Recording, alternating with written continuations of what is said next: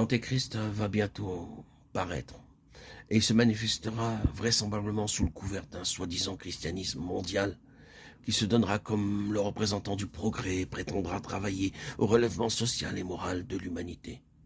Des foules seront entraînées après lui, et ceux qui voudront rester en dehors d'un tel mouvement seront montrés du doigt et frappés d'ostracisme.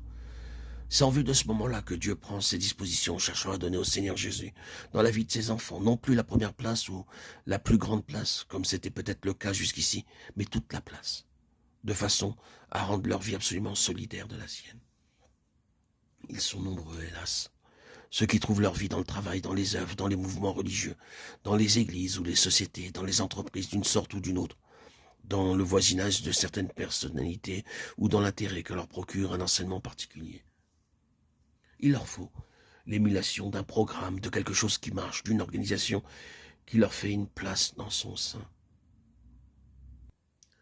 Or, l'enseignement même évangélique, suivi pour lui-même, peut finir par décontenancer, nous laisser dans une impasse et se révéler incapable d'alimenter la vie.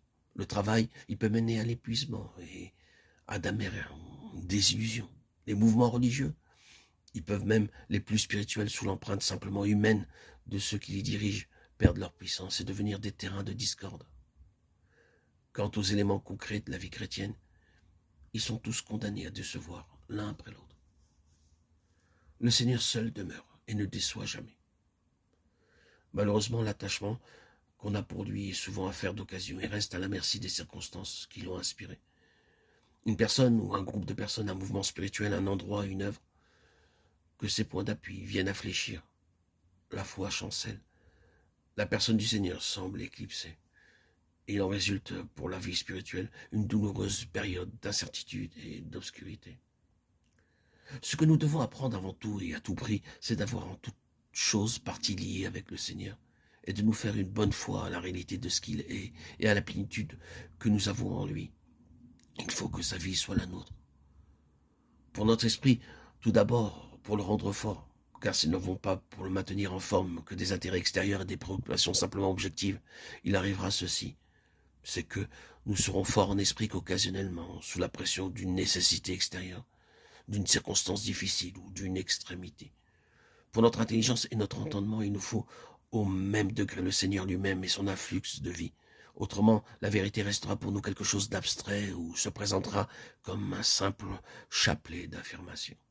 Ce dont nous avons besoin, c'est une vérité qui vive et propage la vie. Pour notre corps, enfin, il nous faut sa vie. Nous pouvons être faibles ou forts sur le plan naturel, la question n'est pas là. Elle n'est pas non plus dans un principe de guérison se substituant à l'enseignement de la vérité. Il est facile sur cette voie de devenir l'esclave d'une idée fixe. Non, c'est le Seigneur lui-même qui est notre vie. Soit que nous restions éprouvés par quelque faiblesse physique, soit que nous en soyons affranchis, selon que l'un ou l'autre servira le plus à sa gloire. Ce qui importe, ce n'est pas tant notre état naturel que la toute-puissance des ressources divines, grâce auxquelles nous pouvons dominer cet état naturel. Les enfants de Dieu passent à l'heure actuelle par des épreuves terribles. Partout, ils sont aux prises avec des difficultés exceptionnelles. L'ennemi, semble-t-il, prend moins de répit que jamais, et pour les croyants eux-mêmes, prendre du répit devient de plus en plus dangereux. Pour tenir avec succès le contre-pied d'une telle situation, il y a une chose, une seule, qui se révèle suffisante.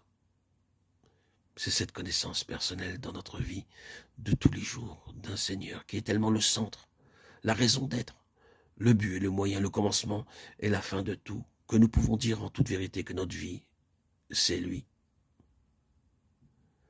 Il les exhorta tous à rester d'un cœur ferme attaché au Seigneur. Acte 2, 23. Il n'y a peut-être pas à leur présente de mots d'ordre plus opportuns que cette exhortation de Barnabas aux convertis d'Antioche.